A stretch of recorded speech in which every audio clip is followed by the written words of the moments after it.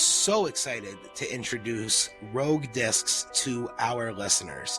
Guys, check them out on their website, roguediscs.com, or you can just scroll down in the description of this show, and Anna will be nice enough to put a link right there for you to click and get on there. Nate, this website is awesome. When you get on the website, they've got the dynamic flow chart set up. You can put the specifics to the kind of disc that you like, and they will go ahead and show you all the discs that fit into the speeds and the fade and everything that you want there. They've got more than 20,000 discs and over 600 mold and plastic combinations in stock. They've got some awesome new hand warmers for those of us on my side of the country that are trying to get out there and play in the cold. Check out roguediscs.com. And Nate, for our listeners, there got to be a way to save them a little bit of money, right? Oh yeah, we got our code RUNIT10, 10% off your first purchase. I just want to thank them for coming on board. It's awesome to have them working with us, and also say it's definitely hand warmer season over here as well. So I'm looking forward to trying those out. These are the electric ones you can recharge. I've been going through the Costco pack. I'm generating trash. I don't need to do that. I'm going to get digital with my hand warmer technology. Nate Sexton stepping his game up, guys. So roguediscs.com, and we thank them for sponsoring this podcast. Hi, everyone. This is Casey Smith of the Pittsburgh Penguins, and you're listening to Running It with Nate Sexton. Hey, Running It with Nate Sexton fans, I wanted to take a second and introduce our newest CBD partner and supporter of the show, and that's the folks over at Hempfield Botanicals. Now, Hempfield Botanicals may sound familiar to you because they are the official CBD partner of the Disc Golf Pro Tour, and now the official CBD partner of Running It with Nate Sexton. When I'm out on the disc golf course, there's two things that are real important to me. I want to feel good, and I want to play better. And I've been able to do that with the help from our friends over at Hempfield Botanicals. Guys, disc golf has a lot of wear and tear on the body, just like any other sport. This is why it is necessary to take proper measures to ensure your body stays in good health. You can do this, just like I have, with Hempfield Botanicals CBD Muscle Recovery and Salve. The muscle recovery is for those general aches and pains after a long day on the course, while the salve provides concentrated relief for areas that are causing more pain, such as inflamed joints or nerves. I've used the products that they sent to me, and it's made a world of difference both during and after my rounds. These products are recommended by physicians, orthopedic surgeons, neurologists, physical therapists, and these products provide muscle recovery and pain relief for athletes. Hempfield Botanicals is a certified B Corporation, one of only 4,026 certified companies worldwide who use their business as a force for good. Guys, check out Hempfield Botanicals. Use code RUNIT20 and save 20% off. You guys are going out there, you're throwing discs, you're walking these courses, you owe it to yourself to make sure you're keeping your body in the best shape that you possibly can. And our friends over at Hempfield Botanicals are making that possible. It's organically grown hemp, no side effects, and just an all-around great feel during and after your round. Guys, remember Hempfield Botanicals, feel good, play better. We want to thank them for sponsoring this podcast, and we hope you check them out. Running It with Nate Sexton is brought to you in part by Innova, the company that drives disc technology forward. Stay tuned for what's next.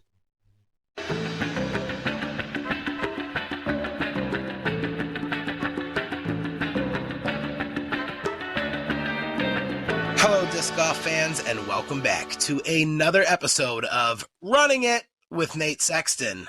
I am your co-host, Jarett. He is the 2017 United States Disc Golf Champion, Team Innova Captain, and our host, Mr. Nate Sexton. Nate, Happy New Year, man. How are you? I'm great. Happy New Year to you as well. We got a bunch of snow here in Washington, and we were down in Oregon for a little while enjoying that. I know it's nothing special for you Buffalo boys, but for us it was pretty cool. Got a little sledding in even today. You know what was weird is that it was 50 degrees in Buffalo on Christmas. My dad, who lives in Oregon, sent me a picture of snow, and it was 50 degrees, but it was raining here. So it was It was kind of an opposite, but don't worry, we got snow now and it's like 19 degrees and it's back to being miserable. So, Okay, good. No worries about that. Now, in the introduction, of course, everyone knows, Nate, that you are the Innova team captain. And I just read before I logged on today that you have signed a 3-year extension. I don't think that there was any doubt that Nate Sexton, your team Innova forever, but congratulations on the next 3 years, man.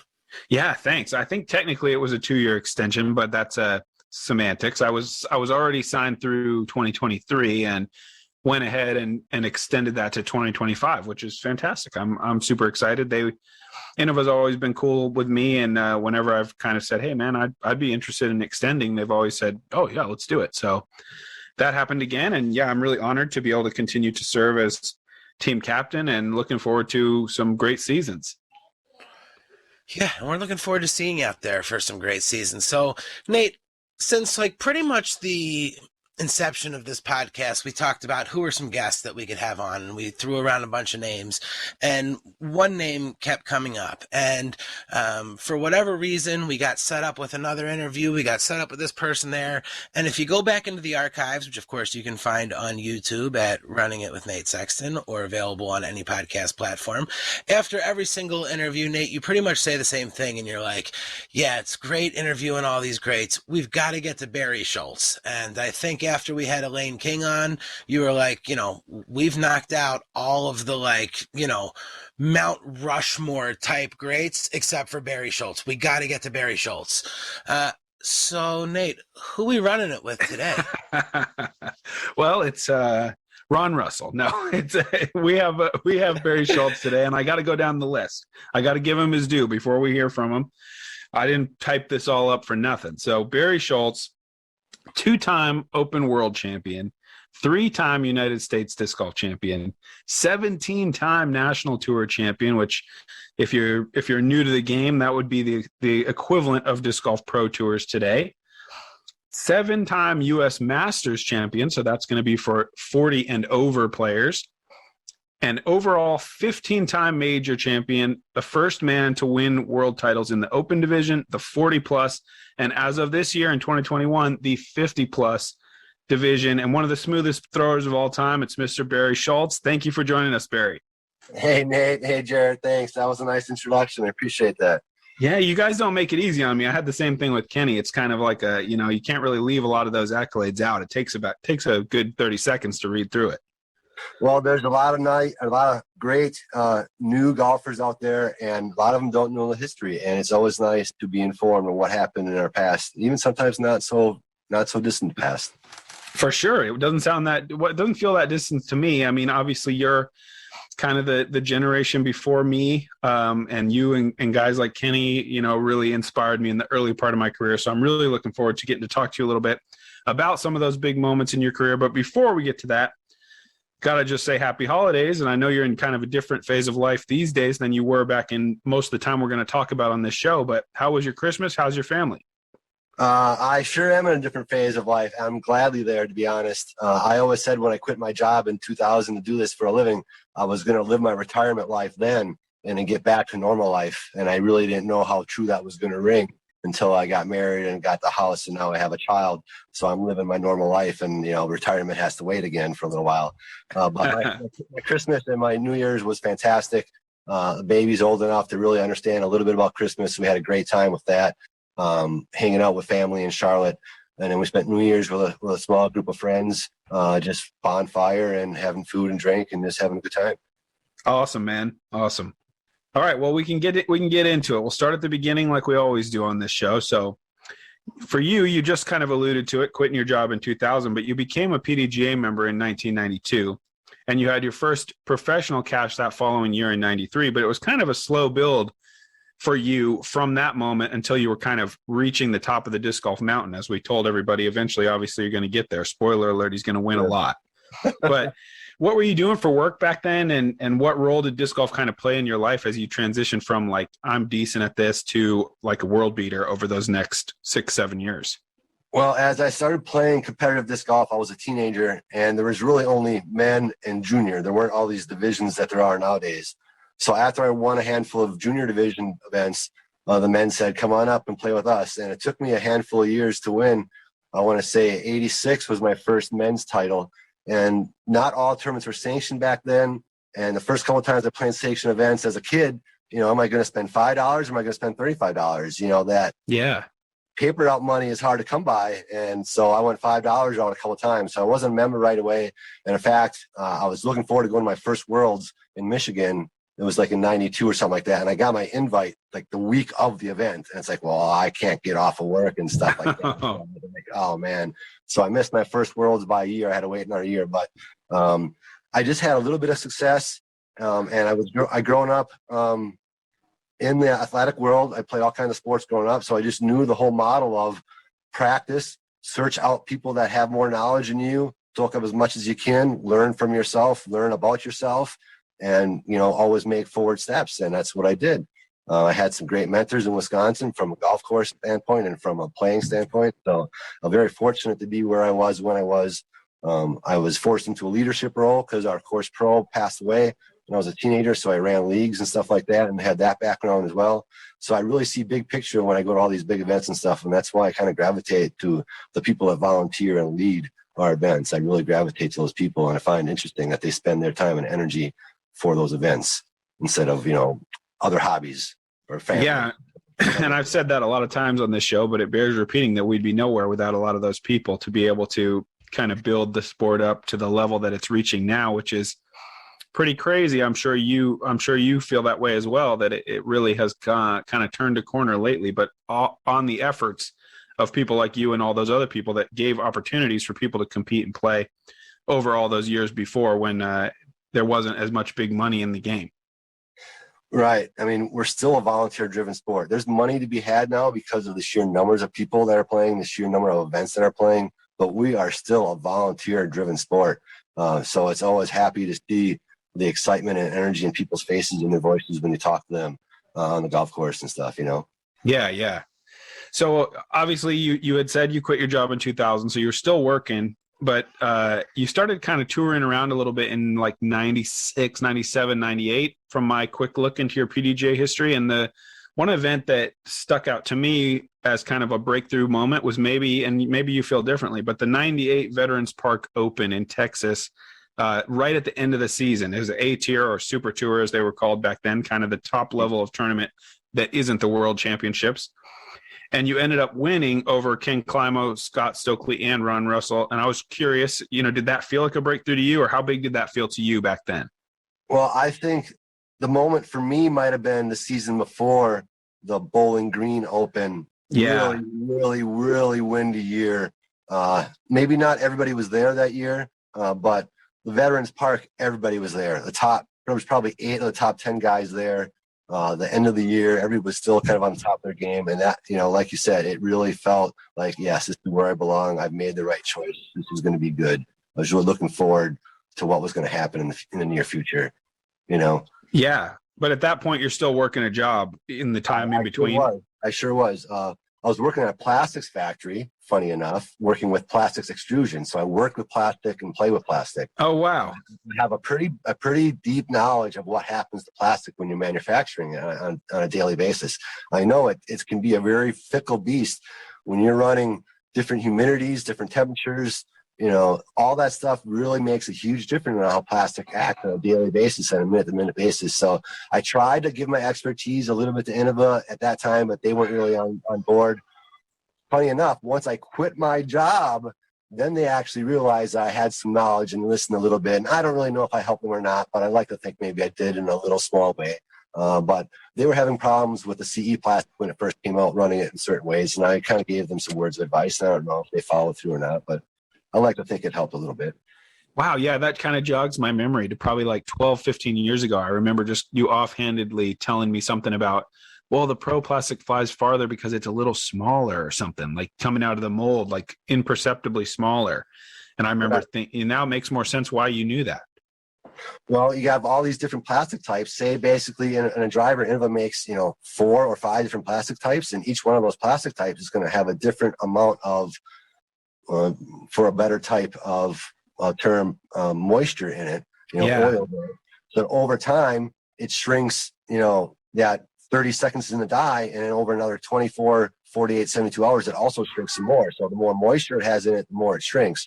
So in that driver plastic, typically that soft-ish pro, but not really soft, shrinks more so after it gets out of the dye than the other plastics. So it would be just very much smaller, fractionally smaller in your hand, smaller diameter and everything. So, and it happens in Discraft. It happens in all these other companies too. If they have a different type of plastic in the same molds, they're going to be different diameters. They may be hundreds of thousands of an inch, but it's going to be different.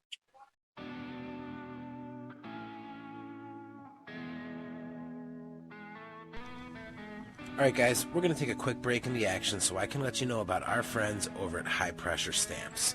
Who are High Pressure Stamps? Well, they're a family-ran CNC machine shop.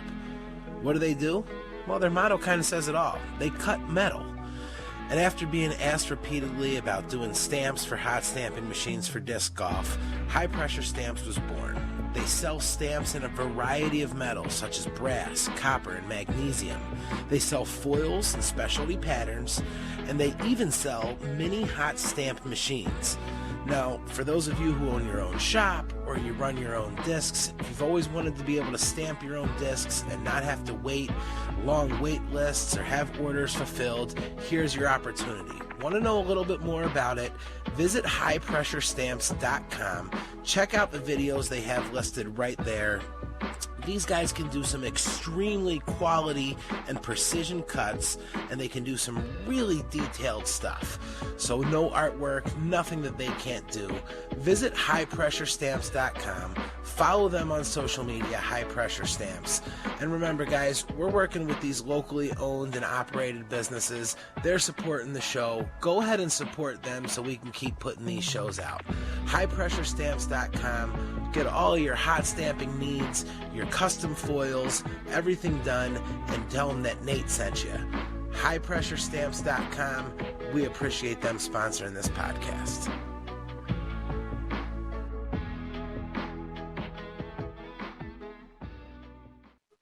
And so, what year did your relationship with Innova start, if you know, or what about when? I came down here for the '97 World Championships in Charlotte, and that was when they kind of took 20 or 25 of us aside. I don't know if it was during the event or after the event, and said, "Hey, we're thinking about making a team." And that next year they came out with a team. So I was part of the first team, and I don't know if it's '97 or '98 when the official, year would be. But Don Smith and Lisa were here after the championship this year, hanging out for a couple of days, and I just stumbled upon some paperwork, and it just happened to be some paperwork from back in those days, the welcome letter from Dave Donapace and Harold Duvall welcoming me to the team. Oh, that's a cool piece of history. Nice. And some really nice things about new discs, some different discs that came out at those times and what they were meant to be. And, like I think one of them was the Puma came out, and it gave me two paragraphs on how it was supposed to be flying, what they meant it to be and stuff. So some nice pieces of old history for sure I'm going to share on the internet one of these days. Awesome, man. Well, cool. So that 98 win, looking forward into the 99 and 2000 season, I feel like you kind of started to prove yourself as a top 3 player in the world, taking third at the World Championships in 99, second in 2000. But it was your breakthrough on the major stage was the 2001 USDGC, where you beat Ken Climo by a single shot. I was curious. I'm sure you have some good stories, but if you had some big moment kind of memories from that final round, which I imagine must have been pretty tense. Well, I don't remember it being a one stroke. I remember being comfortable coming down the stretch, and I was thankful that there wasn't too stressful. I think I looked it up. I thought I looked it up and it was one. Well, maybe you were just in the zone. My memory can maybe not be so great these days, but yeah, I do remember that I had a pretty good summer, but not quite the summer I wanted because I lost in Minneapolis the World Championships. I knew those courses so well, was top of my game, but I was slightly distracted because of the World Games I went to right after the World Championships. I went to Japan right after the Minnesota Worlds and participated in the World Games and had a blast doing that. But when I came home from that, it also strengthened my opinion in myself, my confidence in myself, and I could do whatever I set my mind to. And I did something different in between the World World Games and the 2001 USDGC for my practice routines. You know, practice means so much to us as a high-end golfer, high-end athlete. Practice really separates you from your counterparts sometimes, you know. I know you know that, Nate. Sure. And you always search for different ways of practice. And I looked at it this way. I think I read something along the lines where Tiger said something or Jack did something. I don't know who, but some golfer motivated me where they said, I've played this hole 1,000,000 times on the practice range. So I know what I'm doing when I get to this hole. It's just a matter of executing. And I'm like, well, wait a minute. What did he just say? He just said he played that hole on the practice range. I'm like, I'm going to do that. So I played the course at USDGC, you know, on the practice range, on the open field practice range, you know, 1,000 times in between when I came home from Japan and the USDGC. I threw that shot on 5 across the water 1,000 times in my head, you know, turnover, pretending different winds, pretending 300 feet, pretending 400 feet, you know, being really meticulous and exacting in my approach to my practice round. You know, I played, like I said, 1,000 practice rounds on the practice field during that time. And I think that helped me really focus and help me decision-making, and help me with my attitude and my energy level and just my confidence and being calm and not being stressed about having to pull up shots. It was just a breakthrough for me on the practice range, I think, that really helped me as far as that goes. And then, as you know, once you get some success, it can snowball and you can maintain momentum and you can have more success. And just the confidence that what I'm doing is working, keep doing what you're doing, you know, you're going to have success, just keep going at it. And just learning about myself at that time, what works for me, what doesn't work for me. Sometimes that is more important than getting better at shots, is just knowing yourself. Sure. Yeah. I mean, confidence does a lot for you, I think, even more than a physical shot shape.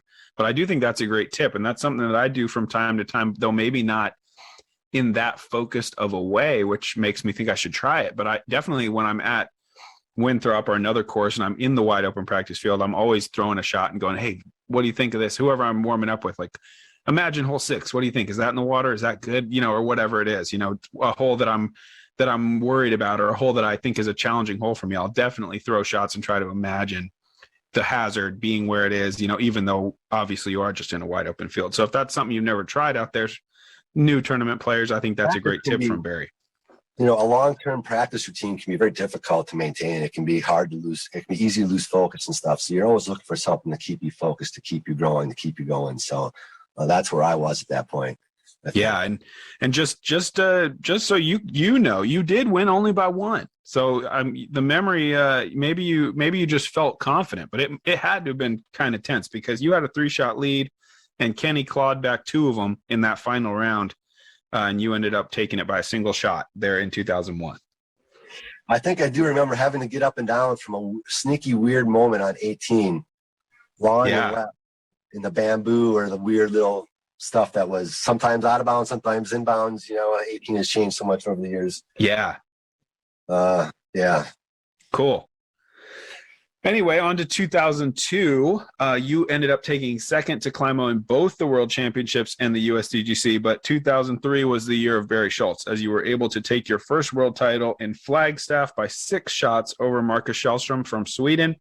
And we got to get to the USDGC as well. If you have something you want to say about that Worlds, maybe now, because I think you know what's coming with that 2003 USDGC. So let's talk a little bit about Flagstaff and what you remember from that event.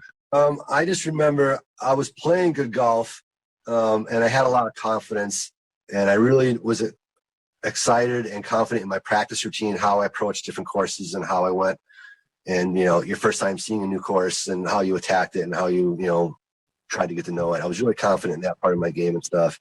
And I think I played well, but what set me apart in that world is it was a very stressful and difficult event because of the weather situation and getting off of the mountain.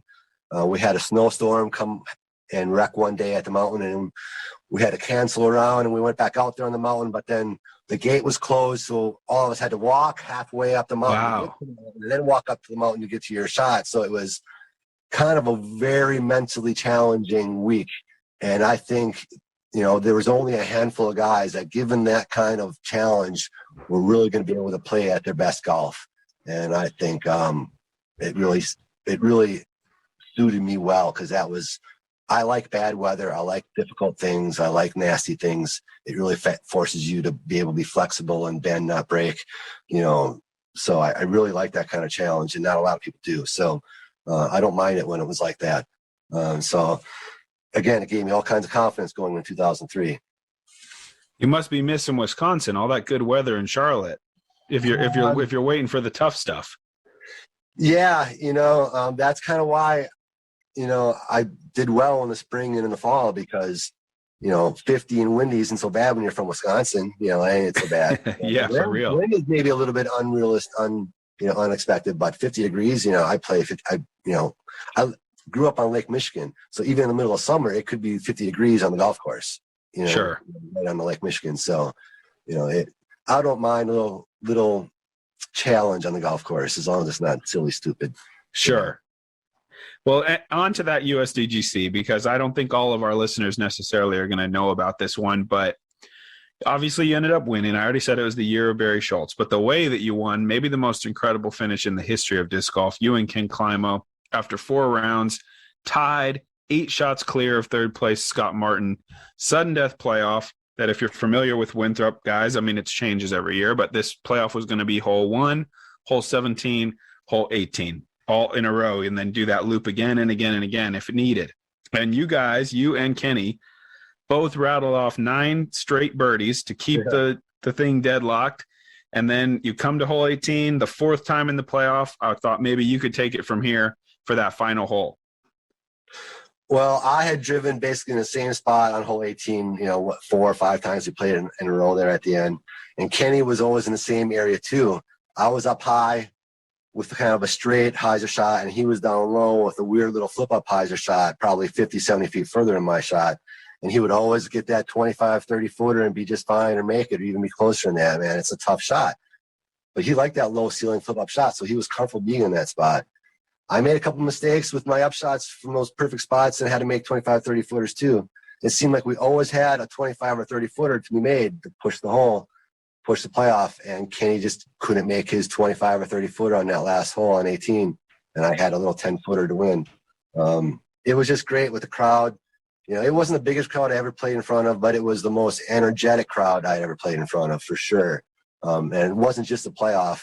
I think I was down, I don't know what the official was to start the round, but I know I was down 6 with 6 to go during the round. And there were people from Wisconsin all over the place in the crowd still giving me positive energy that you can do it. So, and with the year, we don't play 888 with the curb anymore.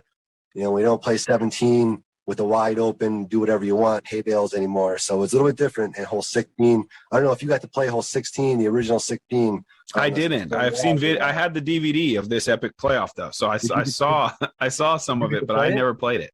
Oh, bummer, because nowadays that would be a reachable par 4 for some of these guys. I was even rolling back in those days, the second circle with a roller maybe. Sure.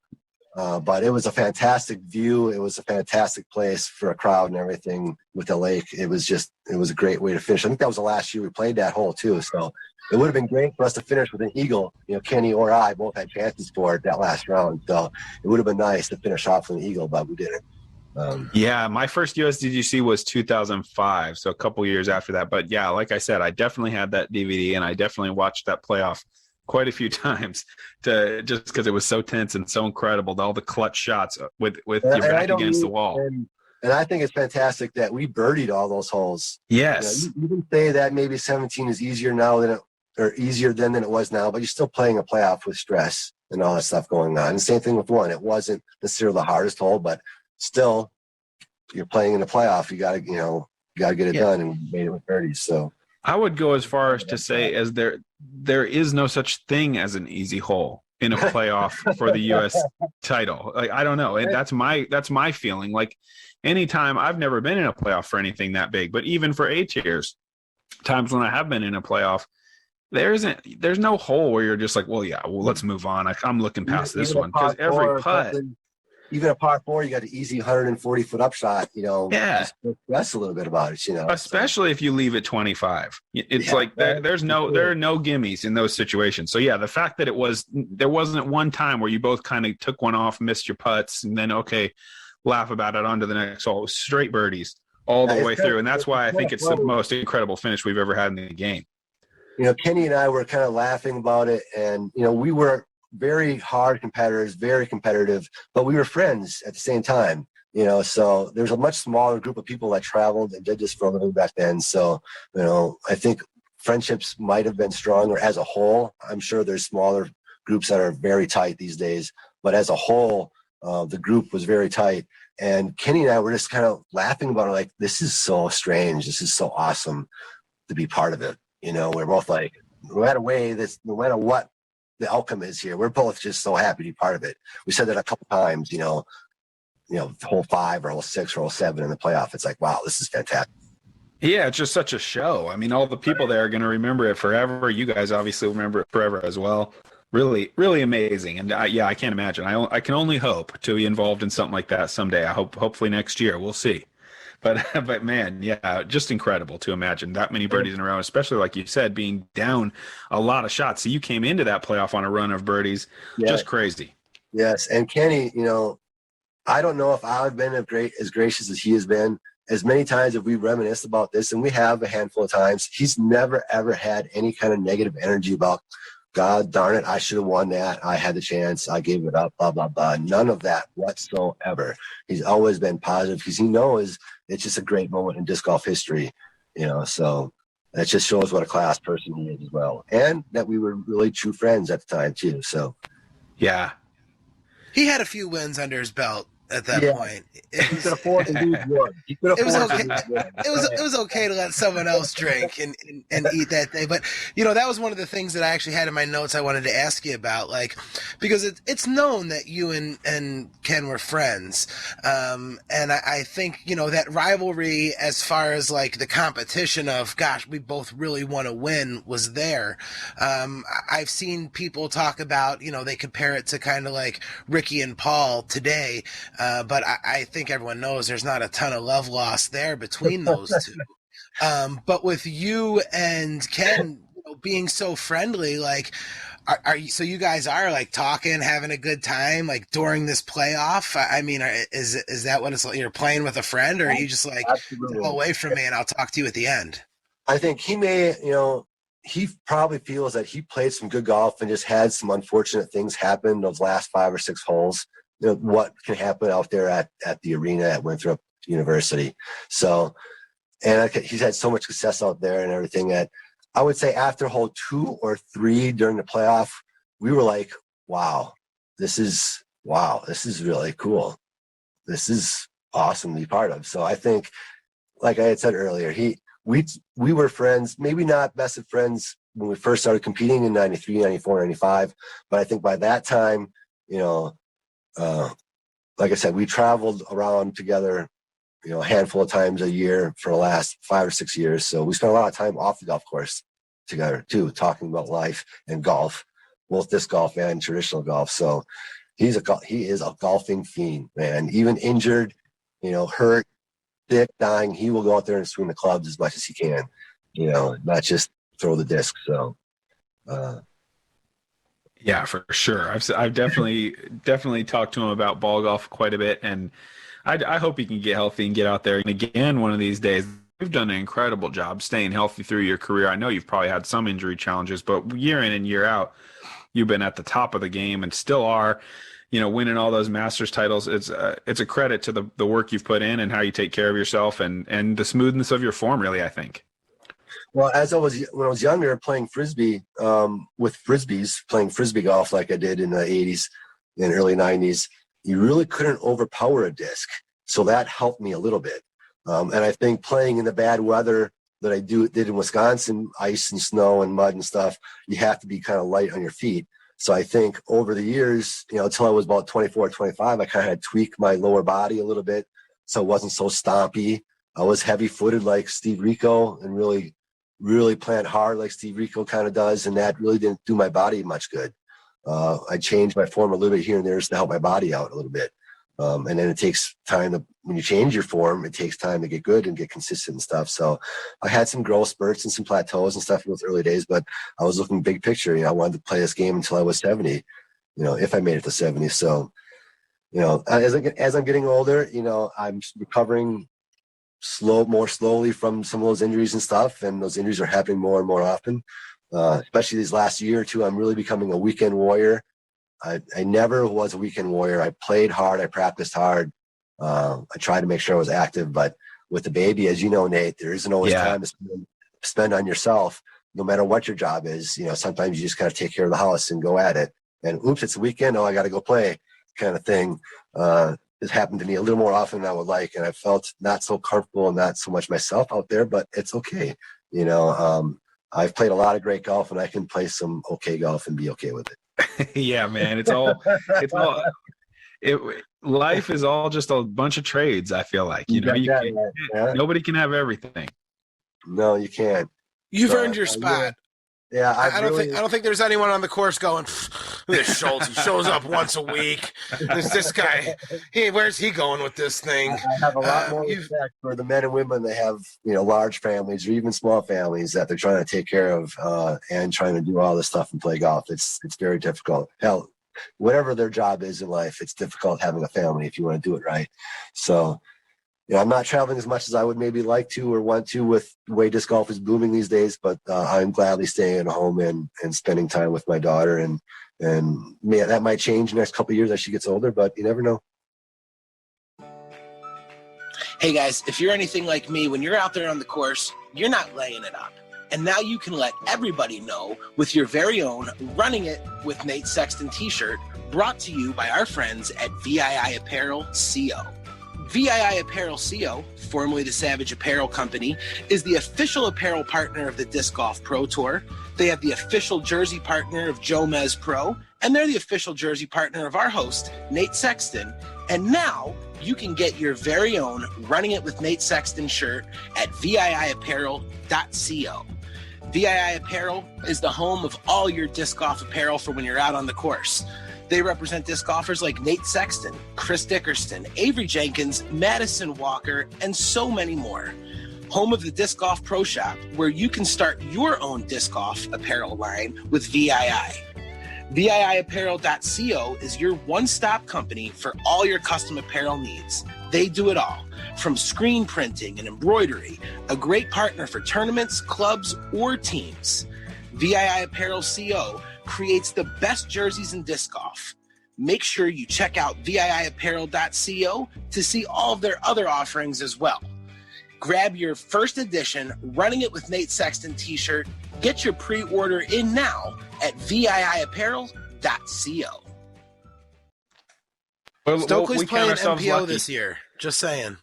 Yeah, I know. And I think if I got myself in a little bit better shape and did a little more disc research, I think I could probably gain 50 to 100 feet of my distance and stuff, and I would be okay. But I don't know if I want to go through that process right now. I don't know if my body can handle that. We'll see. We'll talk to Scott and see how he is doing here in June and July. Yeah, send him out there and test the waters a little bit, and then you can make your decision. And he's a different beast because he's so tall. He really puts some stresses and strains on some of his joints and stuff, so he's going to be unique in that manner. That's kind of why he had a shot, because, that form, no matter how smooth it is, he's still putting a lot of stress on those elbows and wrists and stuff, as you know. Yeah, sure. You're a little different bit and unique being an understatement. Yes, you got that right. But I traveled quite a bit with Scott in the mid-'90s as well. He's the first one who took me out to California and said, you got to come to Santa Cruz Masters Cup, and did that. So, yeah, it was a great time. And Texas as well. That you mentioned that VPL, like I said, that was maybe my first time beating Scott head-to-head. Oh, wow. Maybe once or twice before, but in smaller events. Never at a big event had I beaten Scott. And Scott reminded me, once I beat him, I always beat him. He said it kind of sucked. But we all grow. We all got to move on. You're not the same person you were last year or even last month sometimes. So I've heard Scott say recently that you and him, you were the person that he battled with the most, that, the memories that he had. And he said, a lot of people think that it'd be Ken Climo, but none of us really gave him any. Yeah, Ken kind of won his stuff going away most of the time. He won by 6, 8, 10 strokes a lot. He didn't win by 1 or 2 all that often. So, or even in playoffs all that often. When other people would win, it wasn't by blowouts. It was by skin and teeth and nail biting going on. So, it was difficult for other people to break through, not just because they had to beat Kenny, but they had to beat somebody else, and Kenny wasn't having his great day either. So, yeah, he's right. I think he's right on, because you remember the hard fought battles a little more so than you remember the easy cruises, I think. Yeah, that makes perfect sense to me. Looking ahead to 2004, get back on the story here. Yeah. That World Championship was my first big national tournament that I got to go to. I played in the amateur division. You absolutely crushed it. You won by 9 shots there in Des Moines. I actually took a train from Buffalo, Jarett, to get there. I remember I played that's commitment right there. Yeah, I took a train with my brother, and my dad picked us up in Des Moines, and we played the tournament. But yeah, I remember playing my rounds in AM, and then we'd drive over to where the MPO was playing and watching you and watching Kenny and watching Dave Feldberg and all these guys. And obviously for me, as a young player, that was a really big experience and something that inspired me to want to play on a big stage. And, you were the guy that was doing it the best that week. So I was really looking up to you back then, and obviously still do, for the career you've had. So thank you for inspiring me and a lot of other people that week and many other weeks. Well, that's not a problem, man. I'm glad to do it. A lot of people have inspired me over the years, both disc golf and other sport related, and I'm glad they returned the favor. And that just shows commitment. You were willing to take the train all the way over there. And I think that little story that you told is a great thing that I think we're not going to have much of anymore, because we don't.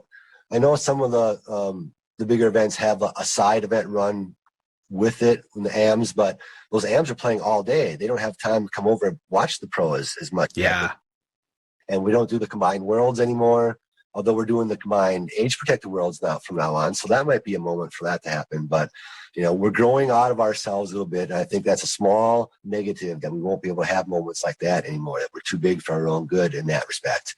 Yeah, absolutely. I think a combined event like that really is beneficial in a lot of ways. Yeah, because there was no way, at whatever, I was 19, I guess. There was no way I was going to travel to be a spectator all the way across the country. So the only way I got there to be in that position to watch you guys play was by being in a tournament myself and then having some extra time. And I understand why it can't really happen going forward. You can't really run a 5,000 player tournament very easily, because we're heading that way with these big championships with as many players want to get involved. But yeah, I totally agree with you. Kind of a sad thing to think. That experience might not happen for people anymore, because we used to do these. What he means by combined worlds is a worlds that had obviously amateur divisions, pro divisions at the same city at the same time. And that was kind of a every 4 years thing back in the day. Mm. And I'm really happy that the time that I got to go and play the M Worlds was one of them, because it could have been another year when there was no pros there. And that was huge for me to get just to get to watch players that I look up to throw.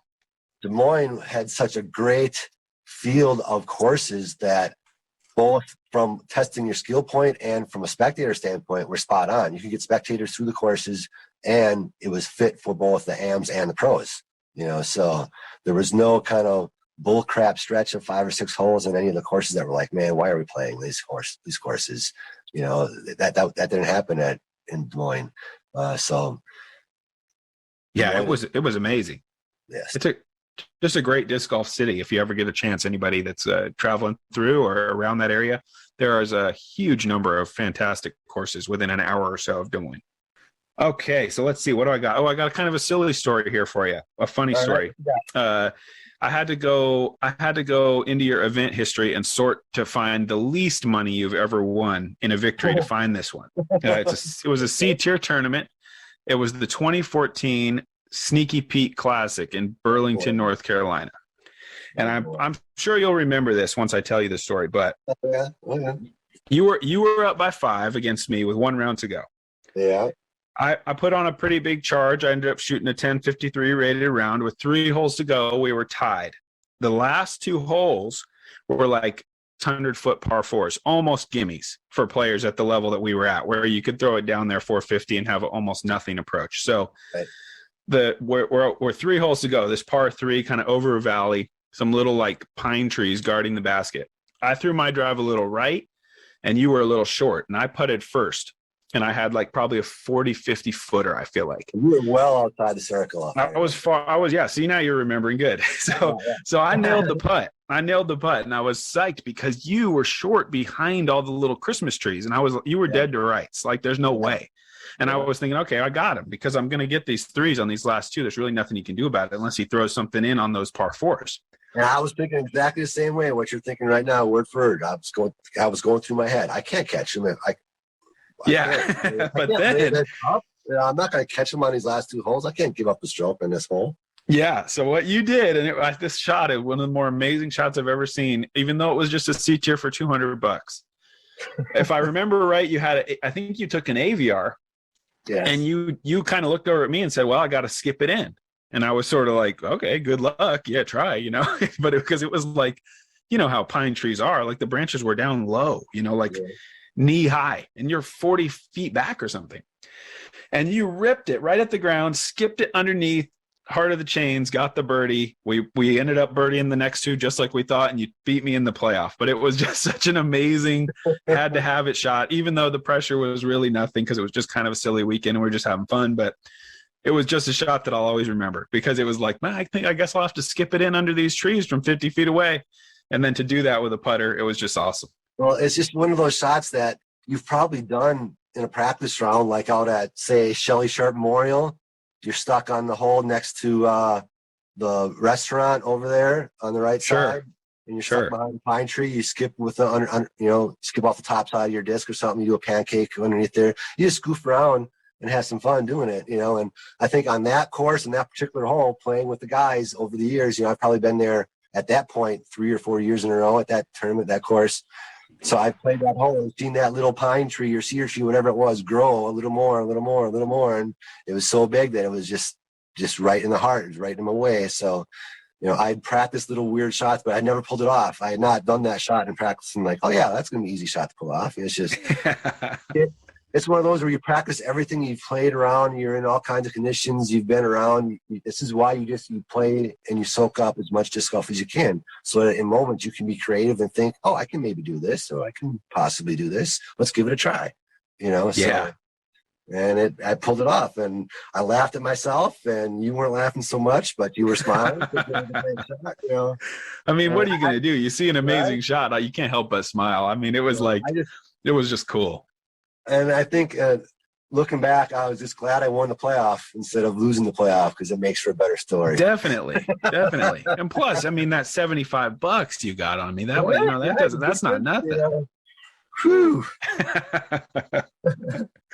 All right, great. Well, I got only a couple more things for you. I know it's late there on the East Coast. I really appreciate you joining. But obviously, you went on. I can't not mention you won the Usdgc again in 2006. PDGA Hall of Fame class of 2013, piled up Masters titles in the 40 plus, I think 7 Tim Selinsky's or something like that, the U.S. Masters Championship, a couple world titles, and then again 2020 50 plus world title. I heard you say you want to play till you're 70, but what does the future hold for you in disc golf? Well, short term, I'm just going to keep doing what I'm doing. The model that I've been doing is travel from like Thursday afternoon or evening until Sunday night or Monday morning. My wife works mornings 4 days, Monday through Thursday. So I have to be home to be daddy duty. We can have the in-laws come and help with the baby once in a while. But in general, I really enjoy being home with the baby. So I'm going to probably keep doing that model for a while. This last year, we tried a couple of times. We went to Worlds and stuff like that, and I just didn't like being away from her more than a couple of days. So we might stick to that model. We'll go on a handful of events together as a family, but the next 2 or 3 years, I'm open to whatever possibilities. If that model stays, or if it grows, or if it shrinks, I'm not too sure. The possibilities are endless with the way we've grown and what happens in the disc golf world. My playing career, as far as making my living, might be close to an end, but the business world of disc golf is always bright in the future. So who knows what that might entail? And I might have to travel to do a little promotion as far as that goes. So who knows what's going to happen?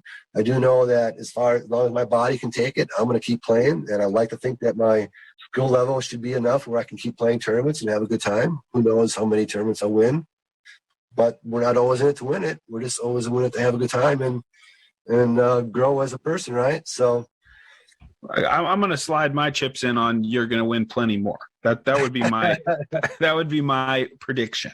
well, I can always move and play masters or grandmasters. You know, sometimes there's not even a 50 division down here. Sure. You know, and I got lots of guys that I really enjoy, the old school gentlemen that I play with once in a while that are, you know, Al Birdie, you know, he's playing down 2 or 3 divisions sometimes when I get to play with him, you know. So there's plenty of old people that are enjoyable to play with and have lots of skill level and have been around a long time, and lots of new players that are new to the sport that are very athletic and just need to be taught a little bit and can really take off as well. So yeah, that's perfect segue into what's pretty much my last question. Oh, go ahead. Sorry. I'm excited for the future of disc golf, both young people and old people, because discs nowadays are at such a stage where you can do anything you want. If you can throw forehand, you can throw overhand, you can throw whatever way you want, whatever your body type is good for, whatever your attitude and energy level is good for, the disc can handle it. In my day of growing up in the 80s, that was not the case. If you were mainly a forehand thrower, you were going to suffer playing Frisbee golf. But now we're playing disc golf, and it's much more enjoyable for the masses.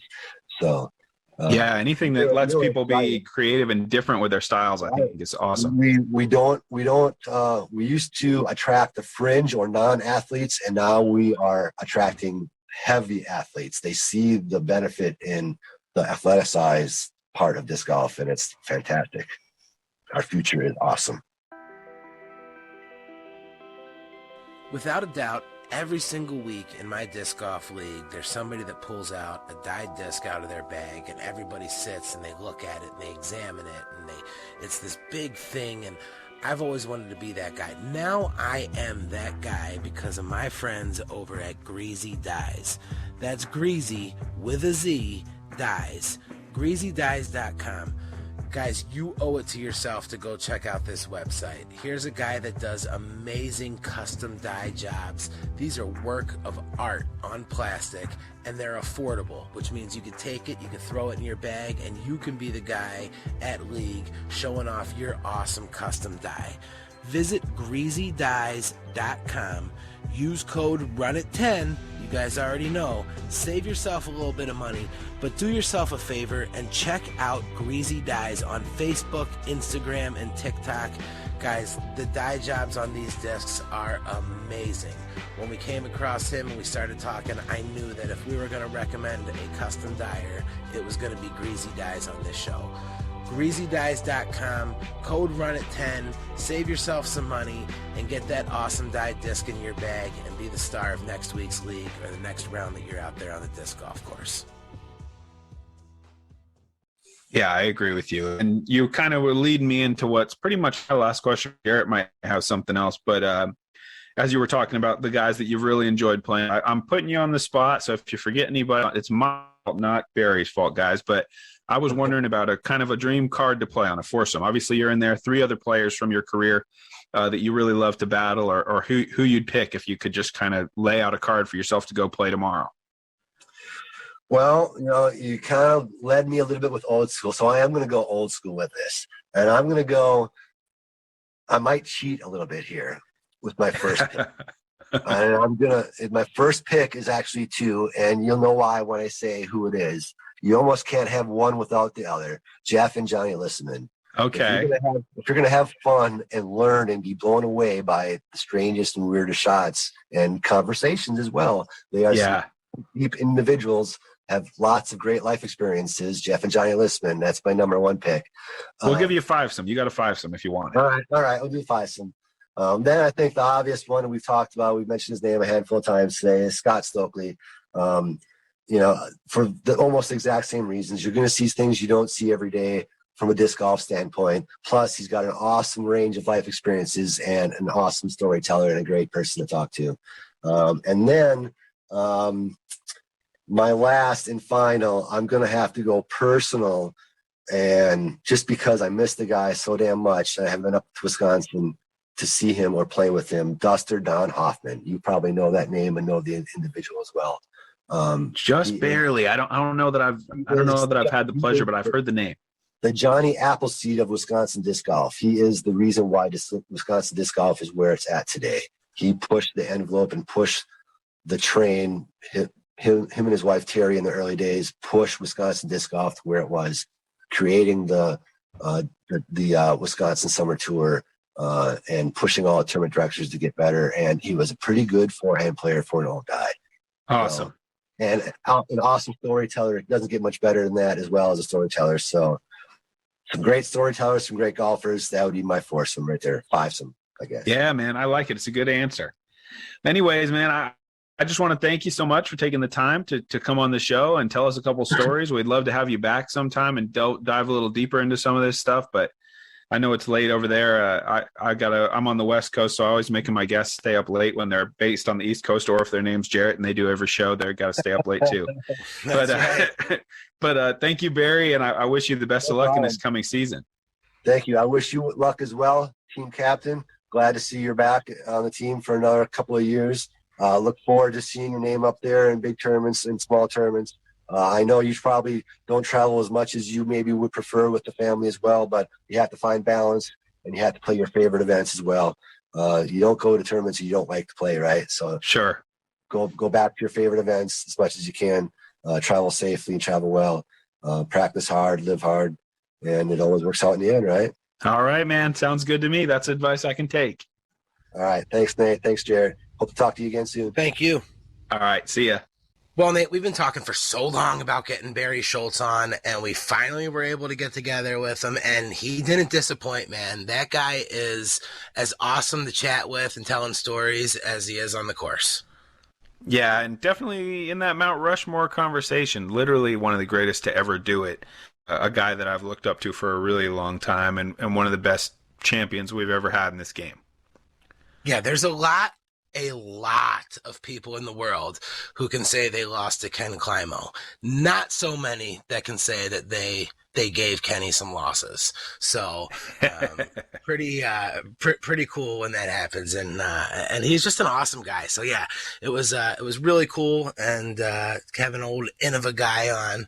I always wonder, man, like, the people say all the time that there just wasn't the kind of competition back then. The competition is much more difficult right now. But as I'm doing research for these shows and I'm looking at the names that some of these people are competing with, I mean, there was some amazing golfers back then as well. Oh, absolutely. And I mean, Schultz, this guy is past 50 years old and admittedly spending a lot more time with his family as he wants to lately, like not being able to practice. And today he's 10-19 rated even now. So Barry's a beast today. He's taking great care of himself. He's competitive now. Yeah, it was a lot of fun, and like you said, we've had so many of the greats, and each week you're like, we got to get Barry Schultz, and that really rounds it up. So we got him. So guys, thank you for being able to sit through and listen to it with us. And God, I'm still blown away looking at his statistics. Guy just played some amazing golf, Hall of Famer, and it was really cool to be able to sit down and chat with him. Nate, lots of big things going on in disc golf, all the excitement, all the signings. People are coming here, people are going there, people are re-signing. We're gonna have to wait and see how it all plays out before we talk too much about it. But we mentioned it in the opening. You re-signed 3 years, Double G re-upped. Innova's still out there making what I think are the best discs on the market. So I know I see a lot of things on the internet, and people are. Innova Champion Discs is still the leader in discs, and I just think that it's crazy the things that people are thinking because of different player signings. Innova's going strong, and I think it's going to be a big 2022 for Innova Champion Discs. Oh, I think so too. I mean, if the discs didn't work for me, using them all these years, man, they're the best I've ever used. I don't really feel like I need anything in my bag, and obviously this every off season there's a lot of movement, but I'm just going to do what I do and continue to play and compete against everybody. I'm really looking forward to this season. Yeah, as am I. So, guys, thank you for once again joining us. Awesome interview with Barry Schultz. Make sure you support our sponsors, guys. It means so much to us and to them. Huge thank you to Rogue Discs, of course. Until next time, Nate, I've been playing. Did I tell you, man, I'm playing Winter League out here in Buffalo. I had to play Winter League yesterday. It was rainy. It was cold. But you know when I'm out there, man, there's no way that I'm laying it up. I don't think you're going to get anywhere doing that anyway. You got to run. Gotta run it, guys. Until next time, I'm Jarett Orr. He is Nate Sexton. We are out of time. Thank you so much, and we'll see you guys next week for Running It.